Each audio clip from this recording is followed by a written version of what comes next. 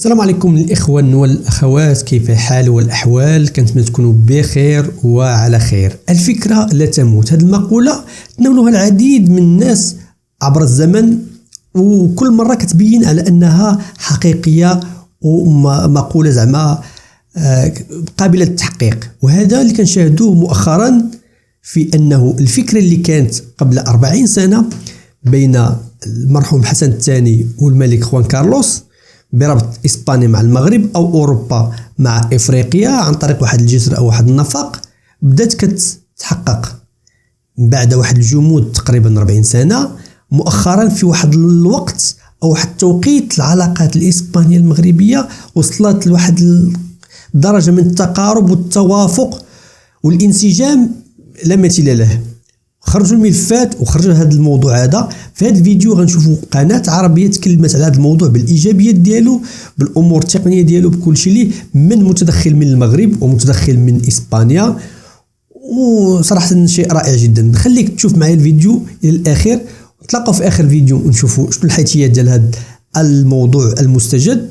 وطبيعة الحال نعملوا واحد لايك، ولا كنتي من الناس الأوائل اللي اكتشفوا الفيديو بالصدفة دير لنا اشتراك، ونتلاقاو في آخر الفيديو نشوف. اللجنة الإسبانية المغربية المشتركة عزم البلدين إحياء تنفيذ مشروع الربط البحري عبر نفق مضيق جبل طارق. قالت مدريد إن هذا المشروع سيسهم في تسهيل التجارة البينية وعملية نقل البضائع بين البلدين، مشددة على أهميته الجيوستراتيجية للبلدين خاصة والقارتين عامة.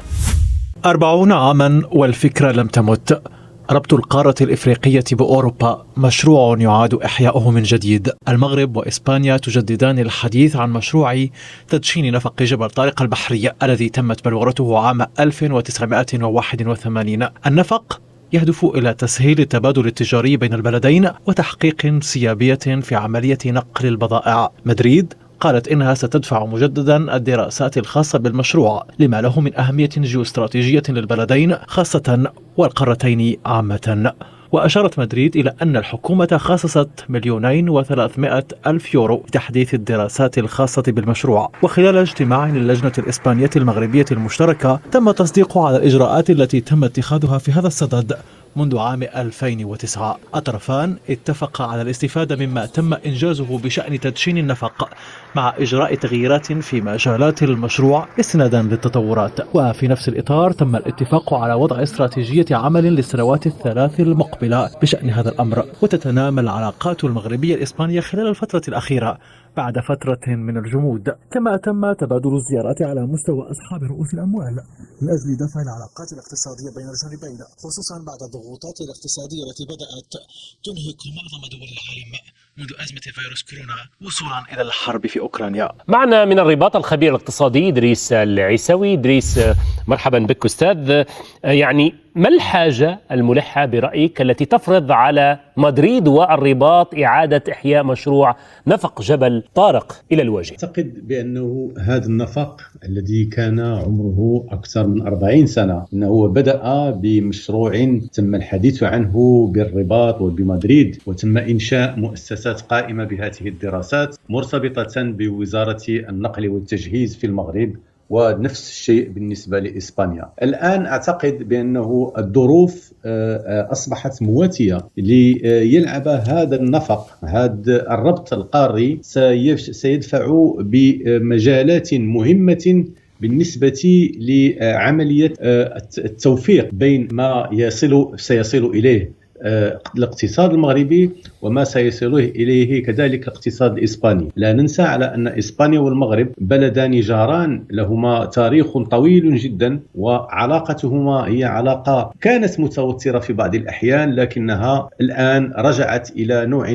من الاستقرار، ومؤخرا رجعت إلى علاقة جيدة بين الرباط ومدريد، وخصوصا في كل المجالات الاقتصادية والتجارية والصناعية كذلك. وأعتقد بأن إسبانيا الآن مؤهلة لتلعب دورا أقوى وأكبر كشريك أوروبي مع المغرب بالنسبة للمشاريع المستقبلية، خصوصا فيما يتعلق بالمبادلات التجارية والصناعية. والمغرب مستعد لذلك، وله مجموعة من المشاريع تجعله فعلا بلد يطمح للاعب أدوار قوية بالنسبة للمستقبل، خصوصا وأنه يوجد بوابة لإفريقيا الآن، خصوصا وأن المملكة المغربية طورت سياسة إفريقية خاصة تجعل من المغرب دولة مدافعة عن مصالح القارة الإفريقية. ما المدى الزمني لتنفيذ هذا المشروع أستاذ إدريس إذا ما قدر له أن يرى النور؟ إذا ما قدر أن يرى النور هذا المشروع، أعتقد بأن الزمان لن يكون بعيدا جدا، لأنه أولا التكنولوجيا وتطوير وسائل العمل بدأ مشى بخطى سريعة جدا. أعتقد كذلك على أن في المغرب موجودة هناك وسائل للتنفيذ قوية، لأنه لا ننسى أن مثلا المغرب طور خط للمبادلات مع إفريقيا يعني من لأنبوب الغاز بين نيجيريا و15 دولة إفريقية، وكذلك مع المغرب وأوروبا، هذه بداية حسنة. وبالنسبة لهذا المشروع لن يطول الزمن كثيرا، حيث أنه سيدخل في حيز التنفيذ في أقرب وقت، لأن الدراسات التقنية موجودة، الفنية موجودة، الخبرة موجودة كذلك، والاستعداد موجود لا من جهة الرباط ولا من جهة مدريد من أجل الذهاب قدما إلى الأمام في هذه المشاريع. طيب ماذا عن مصدر التمويلات أستاذ إدريس؟ هل سيجد بسهولة مصادر التمويل؟ إذا كان مشروعا ناجحا كما نتصور سيجد فعلا تمويلات كافية، إما من أوروبا أو أمريكا أو كل الدول التي تهتم بهذه المنطقة. إنه لا يمكن أن نجد مشروعا من هذا القبيل بهذه القوة لا يجد تمويل. أعتقد بأن هذه مسألة مفروغ منها. فالدولة المغربية لها التزامات قوية بالنسبة مثلا للطاقات المتجددة، ودار استثمارات كبيرة مثلا في الطاقة الشمسية، هناك في الطاقة الريحية نفس الشيء.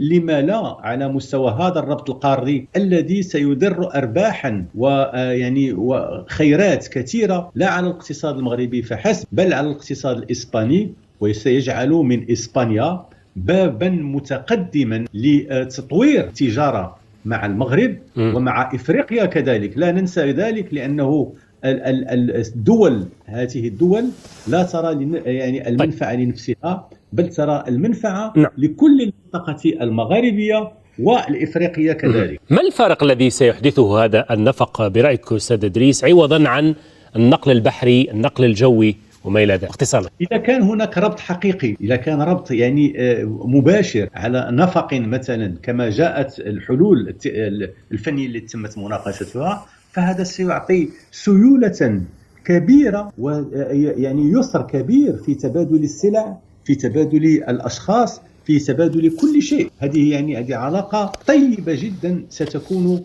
بين البلدان، بين إسبانيا والمغرب. ولما يكون الربط عبر نفق موجود ثابت، فهذه مسألة مختلفة تماما عن ربط بطريقة أخرى غير مضمونة كهذه التي نتحدث عنها. كما شفتوا الإخوان، صراحة الإكراهات اللي كانت من قبل بدات كتلاشى شيئا فشيئا، وبدا الموضوع بجدية، خصوصا كما قالوا الإخوان أنه كأس العالم 2030 هذا التقارب ما تبقاش غير المغرب أو إسبانيا هي بوابة المغرب نحو أوروبا، ولكن حتى إسبانيا كتشوف المغرب أنه بوابة إسبانيا نحو إفريقيا. تفاعل معايا في هذا الشيء، تفاعل معايا في هذه الفكرة، واش فعلا هذه الفكرة غتحقق، غنوليو نمشيو يعني بطريقة عادية. شنو هما الإيجابيات اللي ممكن المغرب يستافد منها على حسب الرأي ديالك انت؟ واش انت شخصيا غتستافد من هذه القضية ولا ما غتستافدش منها؟ عطينا الرأي ديالك، عبر على راسك، وما تنساش واحد لايك، ولا ما كنتش مازال ما اشتركتيش اش كتسنى اشترك. وبطبيعة الحال شكرا بزاف للناس اللي كيديروا لايك وداعمين هذه القناة من أول مرة إلى يومنا هذا. نتلاقوا في فيديو آخر إن شاء الله. تبارك الله عليكم، تهلاو.